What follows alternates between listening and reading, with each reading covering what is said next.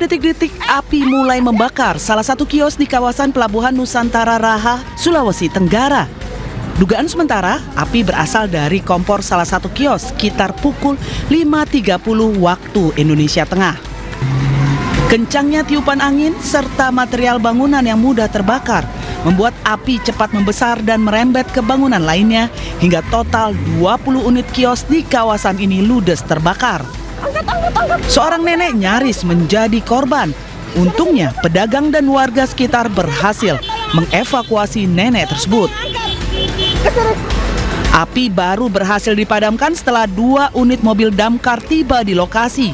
Tidak ada korban jiwa dalam peristiwa ini, namun kerugian ditaksir hingga ratusan juta rupiah. Dari Kabupaten Muna, Sulawesi Tenggara, Andi Eba, iNews melaporkan. Pemirsa, hujan deras yang mengguyur wilayah Cirebon dan sekitarnya menyebabkan banjir. Banjir tak hanya menerjang permukiman warga, namun juga jalur pantura yang berimbas pada kemacetan panjang. Semuanya tolong dibantu, ini udah banjir kali jebol di perumahan Grand Pamengkang, tolong bantuannya dong tim SAR, ini udah kanan kiri kali banjir, tolong diterusin ke grup masing-masing. Derasnya banjir yang menerjang sejumlah wilayah di Kabupaten Cirebon, Jawa Barat membuat warga panik. Salah satunya di kawasan perumahan Pamengkang, Kabupaten Cirebon, banjir melanda dengan ketinggian lebih dari 1 meter. Kayak gunung. Subhanallahazim. Sedanten nek ko, ambil uning. Ko, ambil uning ko, manek mriki ko. Gobiak. Petugas BPBD Kota Cirebon dikerahkan untuk membantu mengevakuasi warga yang terjebak banjir dengan menggunakan perahu karet. Bahkan seorang lansia terpaksa dievakuasi perahu karet dan dibawa oleh mobil ambulan. Tak hanya melanda permukiman warga, banjir juga menerjang hingga ke jalur pantura. Akibatnya, arus lalu lintas dari Jawa menuju Jakarta mengalami kemacetan. Banyak pula kendaraan yang mogok akibat nekat menerjang banjir. Petugas kepolisian di lokasi harus bekerja keras mendorong kendaraan agar lalu lintas tetap bergerak. Genangan air cukup 30 cm untuk 2 blower sehingga dilakukan pengalihan arus di Kalijaga, dan ini kita melakukan pengaturan tentang membantu kendaraan-kendaraan yang mogok. Banjir di jalur pantura ini disebabkan oleh hujan deras yang berimbas pada meluapnya Sungai Cikalong. Untuk mengurai kemacetan, polisi melakukan pengalihan arus lalu lintas.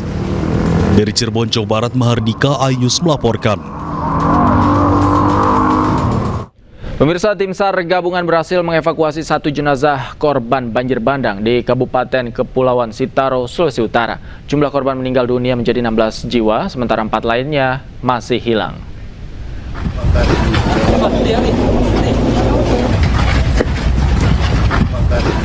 Satu korban banjir bandang di Kepulauan Siau berhasil dievakuasi tim SAR gabungan dari Brimob dan TNI Angkatan Laut. Jasad korban ditemukan terjepit di antara material batu, pasir, dan batang pohon di Kelurahan Bahu, Kecamatan Siau Timur, Kabupaten Kepulauan Sitaro, Sulawesi Utara. Jasad korban kemudian langsung dievakuasi ke rumah sakit. Dari data BPBD setempat, banjir bandang dan longsor menyebabkan 16 meninggal dunia, 18 luka-luka, dan 4 orang hilang. Sementara 261 warga harus mengungsi ke beberapa titik pengungsian yang tersebar di Kepulauan Siau. Pemerintah Kabupaten Kepulauan Sitaro telah menetapkan tanggap darurat bencana hingga 14 hari ke depan terhitung sejak Senin 5 Januari kemarin. Kegiatan sekarang ada pencarian, juga ada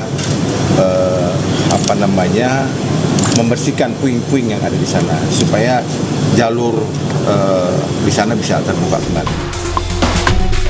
Sebelumnya banjir bandang menerjang 2 kecamatan di Kabupaten Siau, Tagulandang, Sitaro, Sulawesi Utara.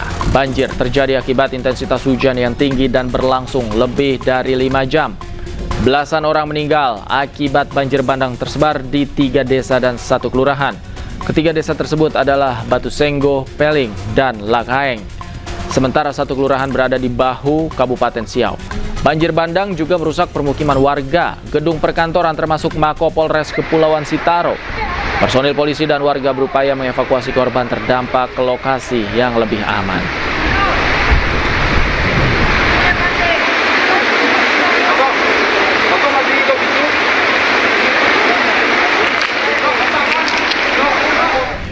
Pemirsa, titik gelembung gas yang muncul pasca banjir bandang di Kabupaten Nagan Raya Aceh semakin meluas. Polisi telah mengamankan lokasi dengan memasang garis polisi.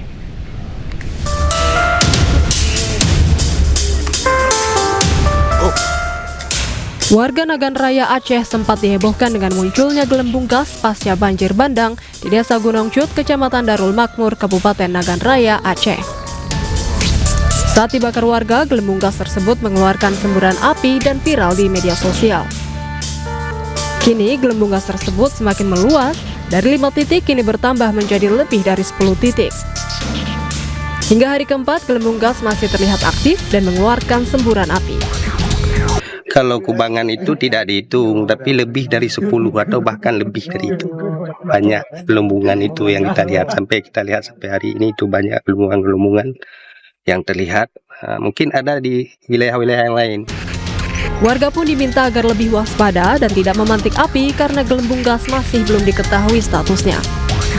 Setelah kita tindak lanjuti ke lokasi, mengetahui benar adanya timbul gelembung, polisi khususnya Polsek Darul Makmur melaksanakan polis line terhadap lokasi dan menghimbau kepada warga melalui aparatur desa untuk waspada dan berhati-hati untuk tidak terlalu mendekat ke arah sini. Juga polisi kini telah mengamankan lokasi dengan memasang garis polisi sembari menunggu pemeriksaan lanjutan dari instansi terkait. Pemerintah Kabupaten Nagan Raya juga tengah berkoordinasi dengan ESDM Aceh untuk mendatangkan tim ahli ke lokasi. Dari Kabupaten Nagan Raya, Aceh, Afsah melaporkan. Pemirsa, perjuangan beberapa guru di Aceh Tengah yang mulai mengajar kembali pasca bencana banjir bandang dan tanah longsor mendapat apresiasi dari warganet. Beberapa guru harus bertaruh nyawa menyeberangi aliran sungai menggunakan sling menuju ke sekolah.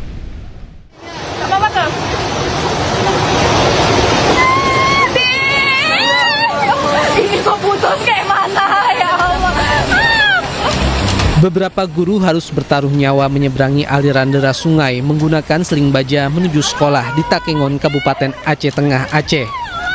Guru-guru yang akan mengajar di Desa Bah harus mengantre setiap pagi untuk menaiki sebuah kotak yang digantung menggunakan tali baja dan menyeberangi sungai berarus deras. Satu kotak berisi 2 orang dan kemudian ada seutas tali baja yang akan ditarik dari seberang sungai agar kotak ini bergerak meluncur menyeberangi sungai. Meski harus uji nyali menuju sekolah, hal tersebut tidak menyurutkan semangat para guru ini untuk mengajar.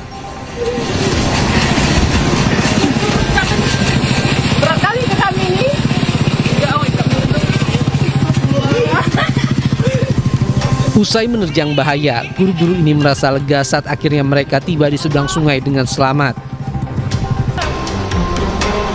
Selain seling baja dengan kotak tersebut, warga juga bisa menyeberang menggunakan tali yang diikat melintang ke seberang sungai dengan cara berjalan di atasnya.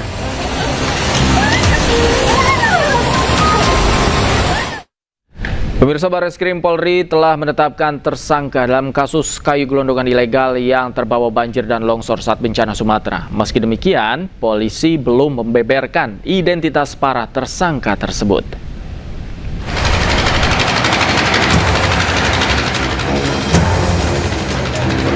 Direktorat Tindak Pidana Tertentu Barreskrim Polri menetapkan tersangka dalam kasus pembalakan liar atau illegal logging di Batang Toru, Tapanuli Selatan, Sumatera Utara.